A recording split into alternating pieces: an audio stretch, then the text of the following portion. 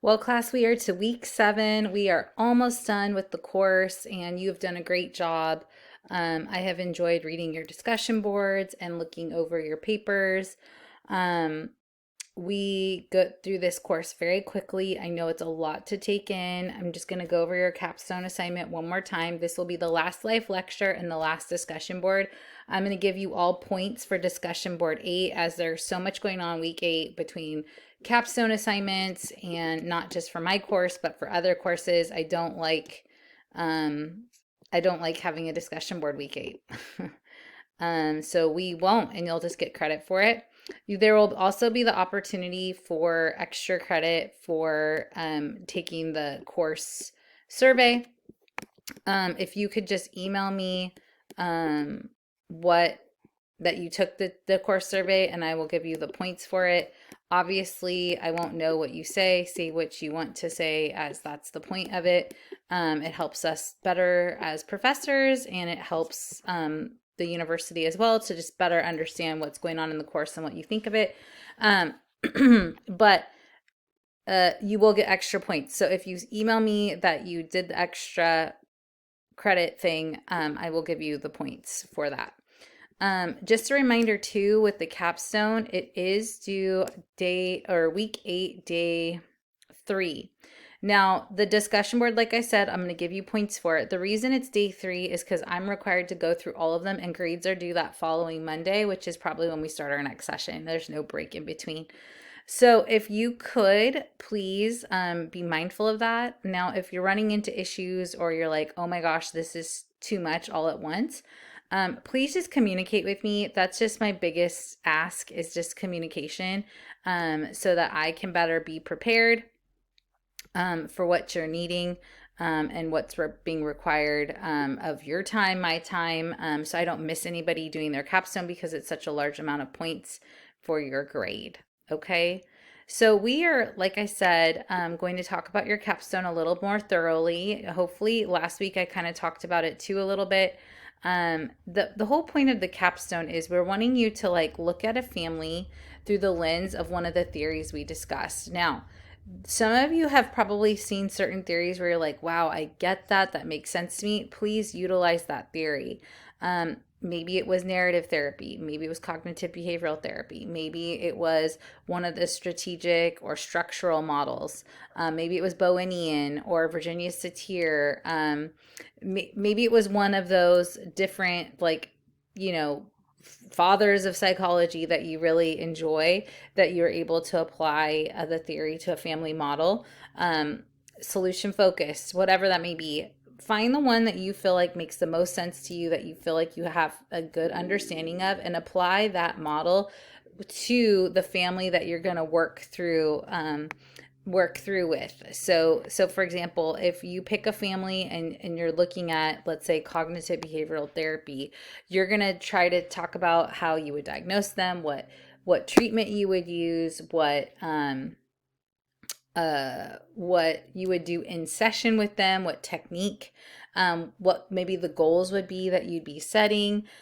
You're basically breaking down step by step what you would be doing through the lens of cognitive behavioral therapy, if that's what you chose. Again, it's up to you to decide. You get that freedom to decide what you want to utilize. And again, I would suggest utilizing something you felt really comfortable with, so that you don't have any sort of issues trying to describe it or look into it. You have a pretty good understanding of it. You like the techniques. You like the the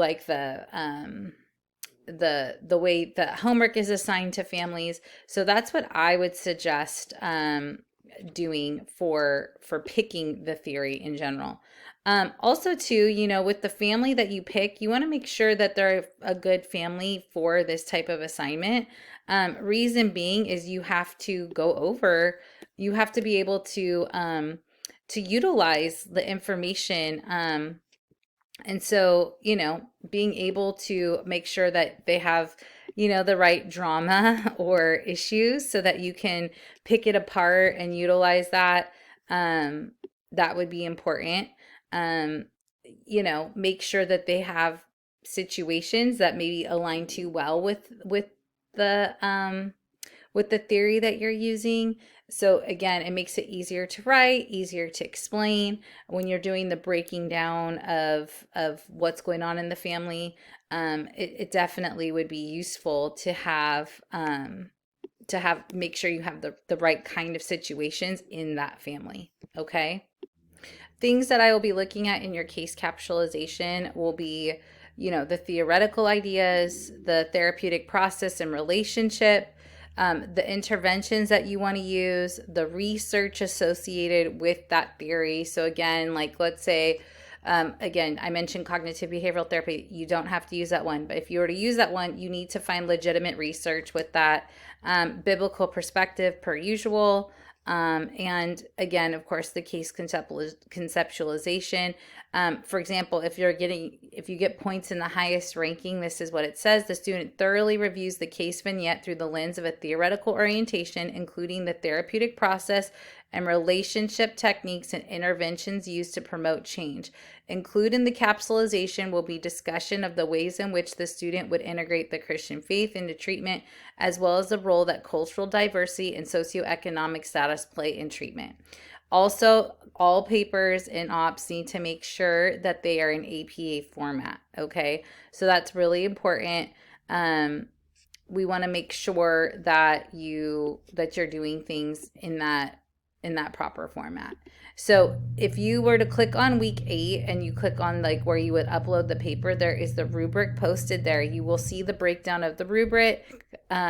It says here also students will complete, this is the explanation of the assignment, that students will complete a case conceptualization paper by thoroughly reviewing one of the major theoretical orientations. The paper will be at least 6 pages, excluding the title and reference pages, of course.